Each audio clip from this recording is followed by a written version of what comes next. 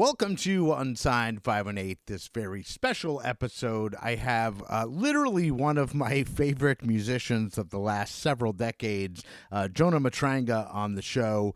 Their work with the band Far was some of the most important music to me, in the late 90s through the early 2000s, up to now, basically. It was amazing the effect that this music had on me, and I've been a huge fan, so to be able to just have a conversation with Jonah was amazing. So you'll definitely notice in the beginning I do sound nervous. As I was editing the episode, I could 100% tell that I was nervous, but as the episode went on, it smoothed out a little bit, and I feel like by the end of the conversation, Jonah and I were friends. You know, we had a great conversation. It was really cool. Everything that I hoped it would be.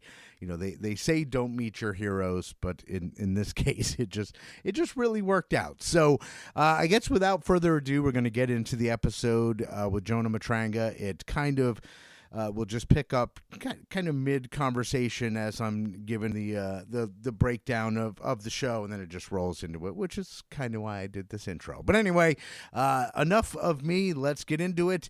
Jonah Matranga on Unsigned 518. He was born on a Saturday in 73. He loves punk rock music. The Friday the 13th. Jamming in the dazzle jam. Now. On the bass guitar with the shortwave radio band. It's motherfucking Andy. Scolding. Look at motherfucker, cause here it comes. Andy. Scolding. Wearing his orange hat. So now we are on. And basically when I was talking to Rachel, and you know, she hooked this up, when One Line Drawing has new music coming out, we are going to do an actual legit review once I have music that I can review, and I'm going to do that for print and everything. But basically this is just going to be a conversation. I do a weekly music conversation with, cool artists, mostly local, but kind of wherever. And like I tell everybody, I want you to feel like this is your episode. This cool isn't an interview. I do not have any questions. We're going to kind of just talk. But I do want to just start it off just to get this out of the way. It is no understatement to say that you and Far and One Line Drawing has been some of the most important music to me personally for my growth as a human being. Like, it is, to me, it's music that transcends sound and art, and it literally helped me become a better human being. I found Far, it was unfortunately just after you disbanded. And when I say like just after, I mean within months. A buddy of mine had given me, and I was a big Deftones fan. I'm still a huge Deftones fan, but at the time was a big, Deftones fan. And my buddy had given me a tape and been like, "You love Deftones, you're gonna love this band." And I fell in love. It was Tin Cans and Water and Solutions. And those two albums became my absolute everything. So getting that out of the way, that's just to let you know how cool of an experience this is right now for me to be able to talk to you. So with that out of the way, I kind of want to open it up to allow you to get some thoughts out. Obviously with new music coming up, we've heard some of it, and it is just a little, about a minute and 47 seconds worth. Yeah, and I've heard that minute and 40 seconds probably about 40 times in the last week. That song loops pretty good because it kind of ends before anyone thinks it's gonna end. And that's like, okay, let's go back to it. So I love that song. Yeah, it's great, and I'm excited for new music. I was gonna. So we're talking about this song. This is a warning, and I definitely. I thought about doing a bridge for that or something like that, but sometimes the song is just done. And honestly, that I'm releasing a song that's under 2 minutes, I feel very 1979 post-punk. I'm pretty into it. And how was the writing? Not that it sounds different than Mm, previous one-line drawing stuff, sure, but to me it does, like when you said 1979 in under 2 minutes, like sure. it feels like it was written in like the 90s, or not even written in the 90s, Mm, but it feels like it has that, I'm right around the same yeah, age as you. Like it feels like, yeah.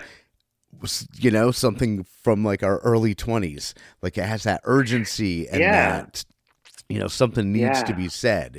Was that an intentional thing, or is that just what's Um, happening at the moment in, no, yeah, it's never intentional. This song has been with me for 10 years plus.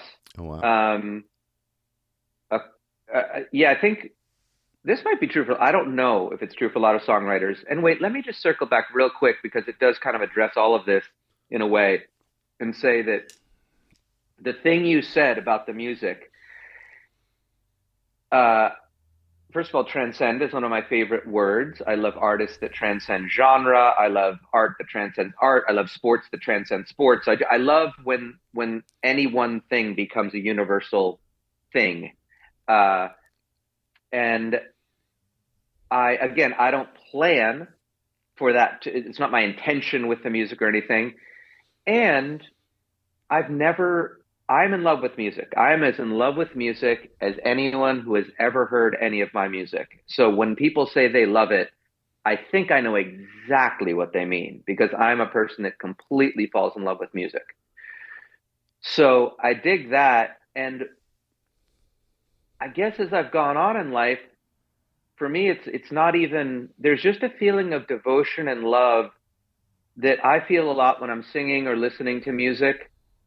I think that other people feel when they're playing sports, or some other people feel when they're doing whatever it is that they love to do, being a teacher, being a plumber, being a lawyer, being a dancer, being, it doesn't matter.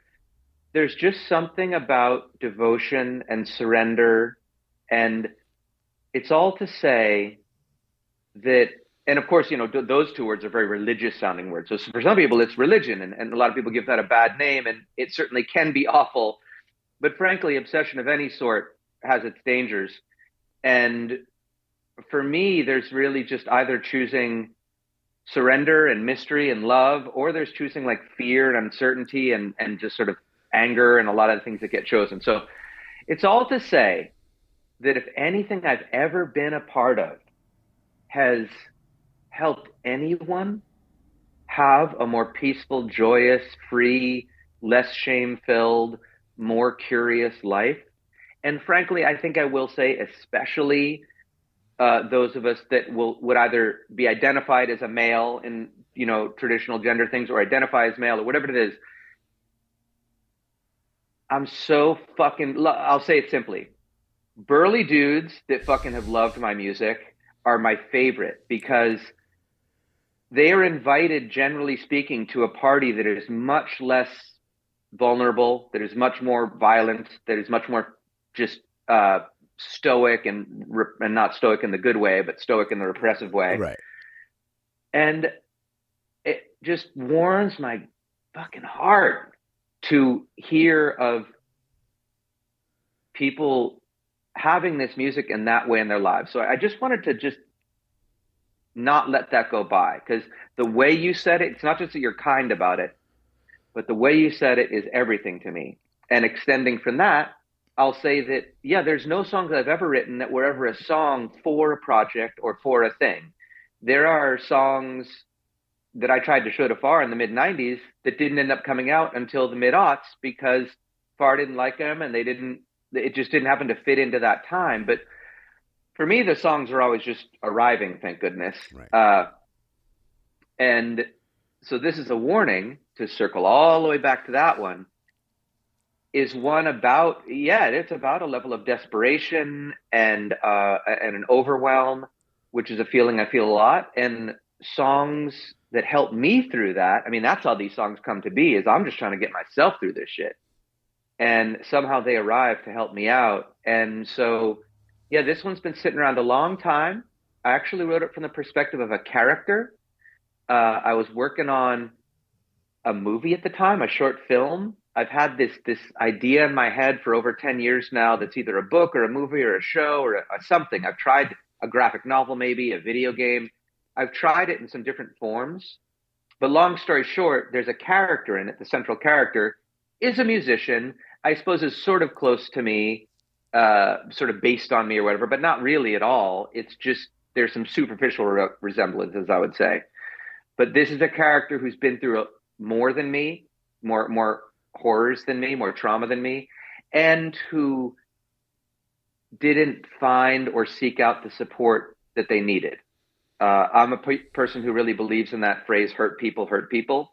I don't think there's evil in the world. I just think there's pain that gets passed along from generation to generation, and it mounts and it gets to these horrifying levels where a person is hardly even a person anymore because they're so taken over by their trauma.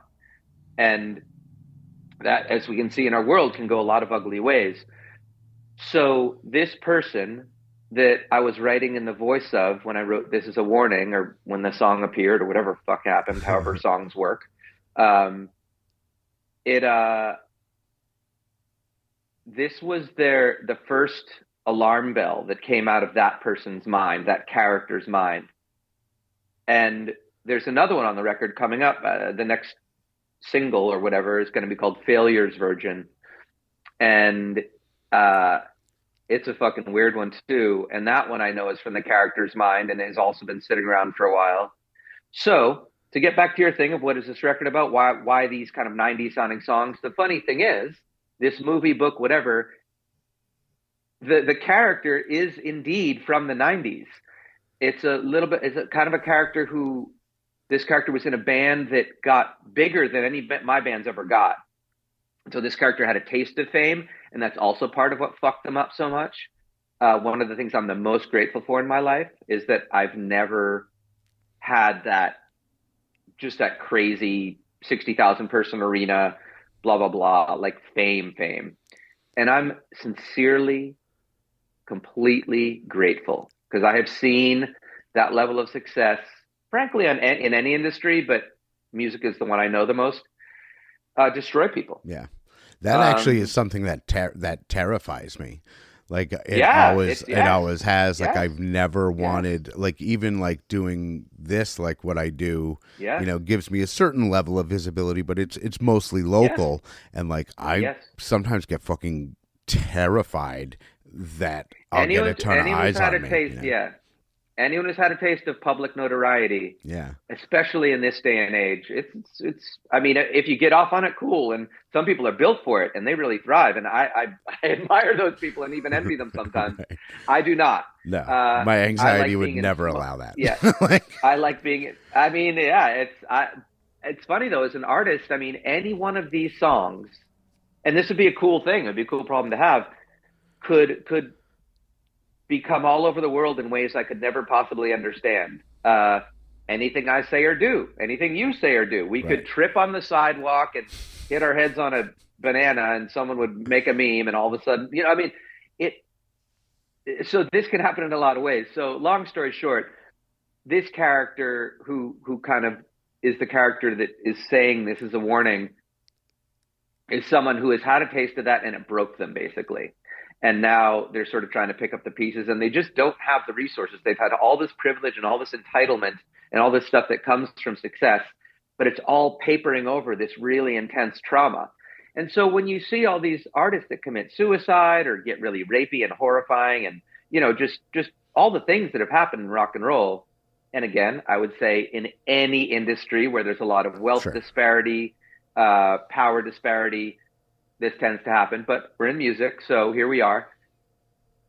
There's a reason that stuff happens. Again, I don't think people are evil. I don't think anyone got taken over by the devil at the crossroads. I just think there's a lot of entitlement and a lot of trauma. And then once a success gets going, then there's managers and agents and others that want this person to keep going. And maybe they even want them to continue their headline behavior because it's making everyone more money. And then So everybody telling you yes, it's very hard to tell yourself no, or to even hear yes, no, or even to hear fucking maybe from anybody. I You mean, know. we talk about consent, and for me, when it comes to this the Me Too culture and all this reckoning we're doing, it's all about consent. And when there's a huge power imbalance, again, with fame, with money, with power, it really and when there's a bunch of trauma involved, much less when there's substances involved and intoxication involved, consent becomes kind of impossible Right. on any level. And yeah, when I'm one of the reasons that I'm not, potentially as famous or whatever, is that I've said no to a lot of things. And I didn't say it out of any righteous thing. A lot of times I said it because I was like, no, that scares me. I think I will break, basically. And that has limited me in some ways in life. And also, I think it's freed me because, again, I look around at people more successful than me who do what I do, and they've said yes to a lot of things. And when people start saying yes, it gets harder and harder and harder to say no. Yeah. And one would think that as the money piles up, but eventually, again, when there's all these hugely powerful entities around an artist saying, go, go, go, go, go, go, keep fucking it up, keep doing the things, it's really tough to say no. And yeah, I think honestly that's what the character that is involved in This Is a Warning was thinking about, was just, it's a very disoriented song. And I think a lot of success and a lot of trauma can equal a lot of disorientation. And to circle back to present day, I think the song is a universal freakout song as well. And it's a song that does speak to this moment. Just the anxiety in the song, just the nervousness of it is, I think it speaks to these times. And I didn't mean for it to do that. It's more like the song showed me how I was feeling maybe inside these days. And so I let it out. And there's a middle part in This Is a Warning right after the first chorus where it hits this halftime breakdown. And it's a halftime breakdown that's so fucking 90s, which I just adore. The original halftime breakdown that I love is Texas is the Reason. If it's here when we get back, it's ours, I believe is the title. It's on their EP. And that halftime breakdown is, to me, it's the top of the mountain.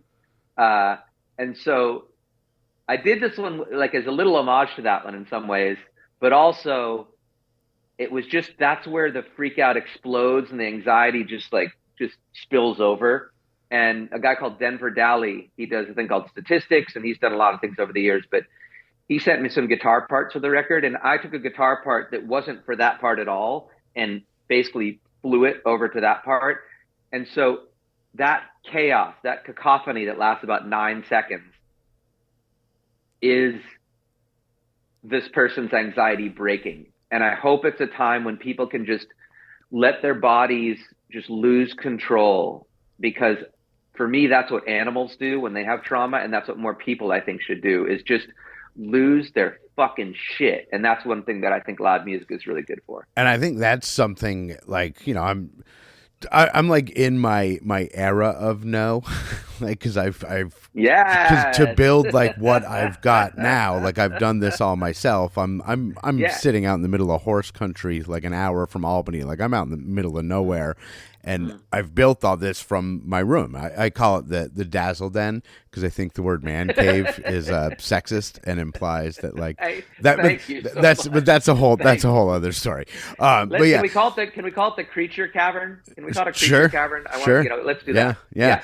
But like I've said yes to so many things, to absolutely everything, where it's basically gotten to a point where I can't say yes to anything more. And it breaks my fucking heart. You know what I mean? Yeah, but that's called an addict hitting their bottom in sobriety. Is that you hit the point like, oh, I've said yes to so many things. Like, it's actually, if I say yes to more, the returns will be diminishing. I will start over-promising and under-delivering. So good on you. I've probably said no too much in my life.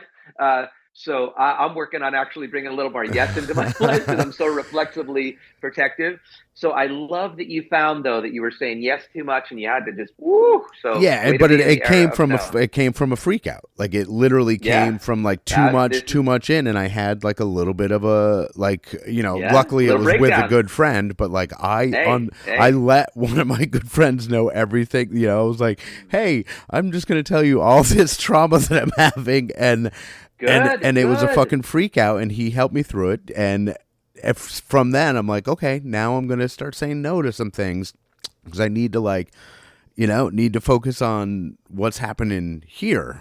and Yes. and plus I'm like you say, sobriety, not like I was ever, it was never like a huge issue, but like I quit drinking a couple years ago. Yeah, I use sobriety in the broadest possible term. And Yeah, any word, religion, politics, sobriety, I know they have specific context, but I use them all in much broader yeah, ways because I don't think there are these separations. But yeah, yes, that's a good point. sobriety. But like Yeah. not having alcohol in my life has been one of the fucking greatest thing. Like, and it wasn't a Yeah. problem for me, but it was a Nope. problem for my body. Yeah. Like Amen. I had turned Hmm. 51.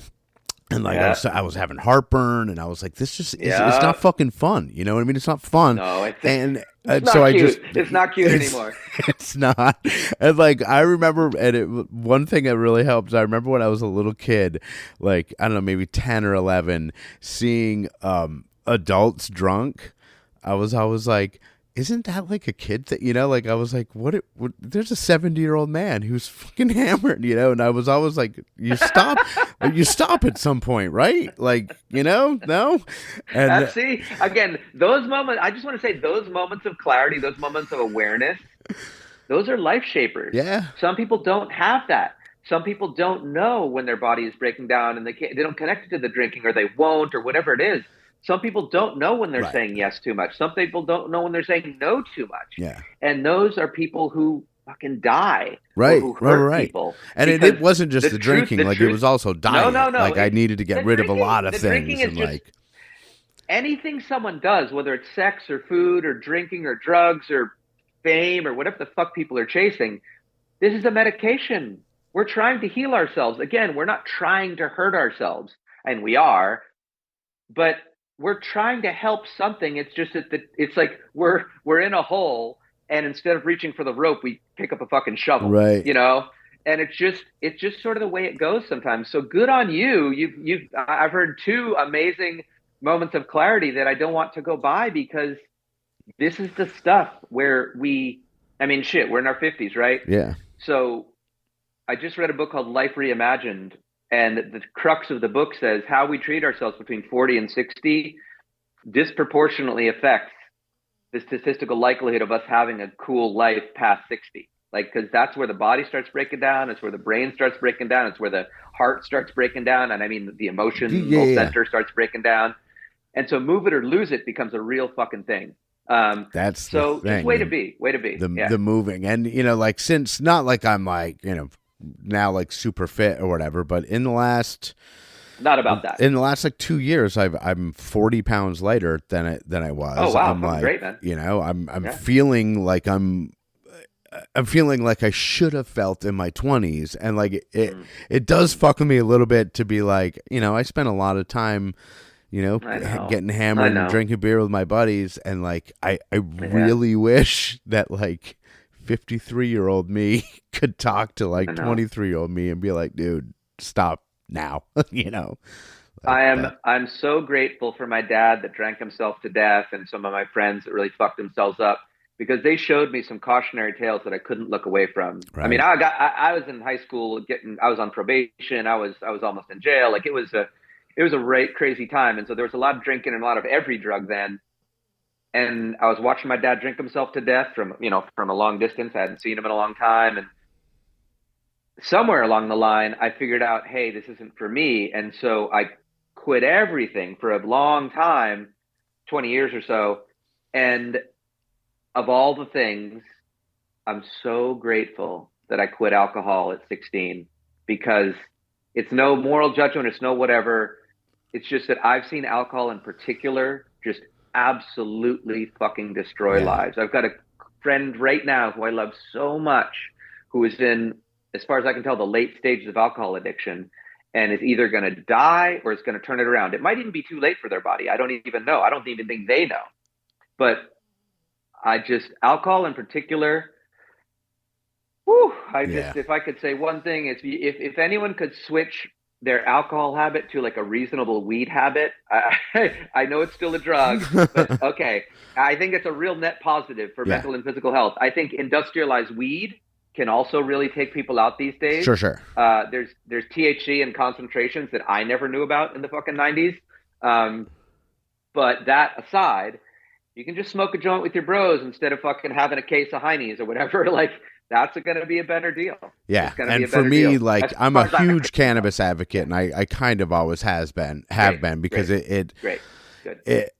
I look at it as a plant, first of all. Like, you know, it's something that grows from the, you know, and obviously there's levels of and there's it affects people in different ways too. Like, some people could smoke a joint and lose their mind. You're not talking about shatter. You're not talking about dabs. You're not talking about fucking 25 milligram edibles. You're not talking about 100 milligram cookies. Like, those shit will fuck you up. They definitely will. In my adult life, I've experimented with weed and sort of seen if I could have a life with it, you know, as a grown up. And it's been really neat. But anytime I've tried any of the really hyper concentrated new forms of weed, holy fucking shit! Even like the enhanced joints with some I don't know what the fuck they put in them. It's like getting punched in the face. Oh my god! Anyway, there's certain like certain levels, obviously, and like some levels that, you know, and I've seen like. Again, I'm just talking about a 70s joint. Just smoke a joint with your friends. Like, you don't need to get out a fucking blowtorch and hit some crazy black tar. I've only done a dab one time, and same, I was like, it was backstage at a show, and we were like, my band was getting ready to play, you know, and it was like hours before sound check. We're setting up, nobody was there. No. We're backstage, and these guys are like, and I'm like, what is that? And they were like, oh, you know, do that. So I took what I thought was just a regular old bong hit, and as I walked out backstage onto the stage, I was standing on the stage looking at this empty auditorium, and there was literally like 2 seconds of my life where I was like, where the fuck am I? And then I was like, oh yeah. But like, it was like a really scary 2 seconds to be like, I'm on a stage. Seriously? And I don't know how I got here. Like, but, you know, I have only tried being high once or twice, because I didn't get high at all during the night. I think the first time I got high as a grown up was in the mid-aughts or something like that. And I tried getting high. There's one particular time before a FAR show. It was before the FAR reunion shows, sometime 2009 or 10, where I was hanging out with a friend, and we just got a little too high.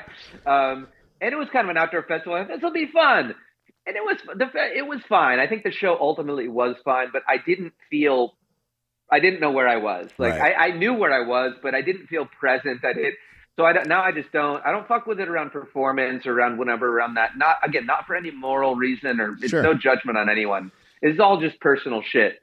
But I can imagine that moment, and I'm glad you made it through. Yeah, and like I said, luckily it was hours and hours before the show. So by the time the show came, I was fine. But I was like, I got super high like right before the show. It was not as good. Yeah, but yeah, and the good thing too about weed is that, like, I feel like it's even though, like, there can certainly be moments of where am I, what's going on, it's at least a safer some, you know what I mean? Because I've never fucked with really any hard drugs or anything, so like I can't say, oh yeah, it's just like this, because I don't know, but like I've never felt, oh shit, I'm gonna die, like from that's fucking opiate territory. Which I don't fuck with. That's the cool thing about weed. Even if you think you're gonna die, you're never gonna fucking die from weed. You're never gonna. So as long as you know that. Then, you know, which I know it's hard to remember in the moment sometimes, you know, if you ate too many fucking brownies. To me, I love that we're talking about substances again. I think substances are just, it could be any number of things, any number of addictions, which could also be passions, which could also be compulsions. It's all very confusing territory. But on a bumper sticker, I would just advocate for moderate, mindful uses of weed and psychedelics, and leave the rest of the shit aside. Alcohol, fucking opiates. I've Correct. tried it all. I haven't done needles. But ages of 12 to 16, I did as many drugs as people are going to do in their entire lives, and got a real good sampler platter of how those things bear out. And then since I've grown up watching people do it, just powders, pills, man, just Stay away. Yeah. steer the fuck clear, I would say. Yeah. 100%. 100%. Anyway, God, how did we get here? What are we doing? I don't know, because I told you I don't have any plans. Are we on the Joe Rogan show right now? Should we start Fuck talking about no, we are What's not. happening? Yeah, I do we're not share those Anyway, views. No, let's please, thank you. And you are not platforming a bizarre fucking anti-Semitic, homophobic, fucking MAGA, whatever. I have, like, you can't really see, but I have rainbow flags and trans flags and rainbow neons all over this room. So good. Let's keep showing up for that shit. This whole. Let's remember that the anti-woke thing is just like the anti-peace thing in the 80s and 90s. It's a thing that was cooked up by the far right to divide the left and have us start pointing fingers at each other, that Spider-Man meme and the whole thing. And let's just take it easy and take care of each other. It doesn't need to be a big deal. And again, let's circle back to the music. Like, that's literally always what the music has been about. And why I loved what you said so much at the top is because I've always wanted to make music and have shows where everyone's invited and I can feel safe, that everyone there will feel some degree of safe. correct. I mean, we all know that rock and roll is an overwhelmingly white male situation, basically, historically. We can still show up and be allies. White straight male. Yeah, but we can come. And one thing that I think hardcore did, even though hardcore is amongst the most male white fucking ridiculous in its worst versions, punk and hardcore did break that down, and it did make it safer, frankly, for lots of different people to be at shows. And so my two favorite things are playing festivals and also playing in shows where there are bands or people or something about the place that just makes it inherently more diverse in terms of melanin, for sure, but in terms of gender, just everything. I like when young people and old people are at shows. I just love when everyone's fucking there. Because then again, it transcends, because it's beyond music. If a 15-year-old and a 60-year-old are hanging out together, that isn't just, we like the same sounds. That it goes beyond that. And it's not about making it PG and catering to the little. Like, it's not about catering to anyone. It's about making a noise and doing a thing that just is welcoming. And again, it's hard to me, without pandering, to do that intentionally. I just happen to believe that if a person truly, truly, truly does, like if I do what I really, really fucking love, then whether or not the person likes it or not, whether or not it's their kind of music or their kind of scene, I really think that it is transcendent. That when you're seeing an animal do what it loves, there's something that hypnotizes all of us. So I think when I'm really lit up doing what I love, that's what helps people feel safe. So any artist, I don't think it's about clothes or metal or folk or it's not about any of that stuff. I think it's about people being up there just shining and being free. And that's an attractive thing. And I think it gives everyone in the audience a taste of like, ooh, I could be free too. Right. Whatever it is in me that's not free, maybe that. And if there's any way that I would like to pass along anything, it's just that freedom's an inside job, I think. And if I can pass that along, then good. Awesome. Well, we are actually, that's a perfect way to wrap up, because we have about a minute and a half left of the Zoom call before it's going to shut me down. Thank you so much for keeping a governor on this, because you and I have a feeling could talk for like 18 hours. I was going to say, I didn't even scratch the surface of things that I wanted to ask you. I know. So, well, this is good to meet you. Yeah, you as well. And I just thank you for your kindness. And taking the time. I mean, in this day and age, people that give a shit about the music enough to make their creature caverns, their animal abodes, into things that can help platform music and art. It means more to me than I could ever say. So, and it was really fun talk. I had no idea where it was going to go, so I'm happy it went there. Well, hopefully it's not the last time we talk. Well, it is definitely not. Cool. Anytime you want to talk, legit. I mean this for real too. You got my info now. Say hi anytime, offline. I don't give a fuck if the camera's rolling. Yeah, cool. And then shit, when you hear the rest of the music, I can't wait to hear what you think. Yeah. It's a record that it is the loudest record that I've ever done as a solo artist. And it is, to your point, it is kind of 90s. Yeah. And I swear to everyone, that's not me trying to jump on any, the bandwagon that I kind of helped start or something. It's just an animal doing what it loves. So, yeah, thanks so much for you. Well, awesome. Yeah. Thank you very much, Jonah. And we will talk super soon. See you soon, brother. All right. Bye. Bye-bye. Unsigned 518 is produced and hosted by me, Andy Scullin. New episodes are available every week wherever you stream podcasts. If you would like to help support the show, please like and subscribe wherever you are listening, or you could buy me a coffee at buymeacoffee.com/unsigned518. If you would like to advertise on the show, send me an email at unsigned518@gmail.com. And to be a guest on the show, reach out to me through Instagram at unsigned518. Take care of one another, and I'll see you next week.